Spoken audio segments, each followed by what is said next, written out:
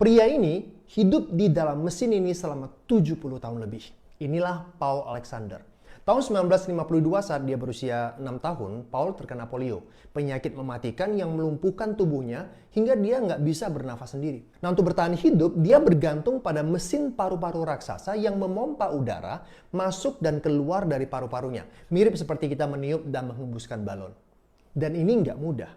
Mereka harus terus memastikan mesin paru-paru besi ini terus bekerja. Saat mesin berhenti karena pemadaman listrik, Paul juga berhenti bernafas. Dan orang tua Paul harus memompa paru-parunya secara manual. Akhirnya, Paul belajar bernafas teknik khusus yang memungkinkan dia bernafas sendiri. Di saat itulah, dia punya kesempatan untuk keluar sesaat dari mesin tersebut. Nah, meskipun hidupnya terbatas dalam tabung paru-paru besi, semangat Paul untuk hidup tidak terbatas. Paul mampu menyelesaikan pendidikan hukumnya. Dia bahkan menulis buku dengan stik yang dijepit di mulutnya. Tahun 2020, dia menerbitkan biografinya. Paul masih berjuang hingga hari ini. Nah, dia mengingatkan kita bahwa setiap tarikan nafas adalah anugerah. Dan semangat hidup bisa mengalahkan segala rintangan. Paul yang sekarang berumur 76 tahun, diakui oleh Guinness World Records sebagai orang yang menghabiskan waktu terlama hidup di paru-paru besi.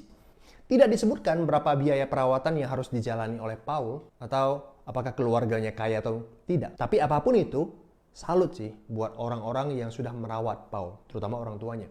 Pastilah dibutuhkan biaya yang besar, kesabaran, pikiran positif yang tinggi untuk menjalani semua itu. Nah, cerita Paul mengajari saya untuk tidak boleh menyia-nyiakan waktu yang ada. Gunakan dengan sebaik-baiknya, harus produktif, hidup harus sukses. Sehingga jika sesuatu terjadi pada diri kita atau anggota keluarga kita, kita mampu melewatinya dengan baik. We need this, my friend. Camkan itu.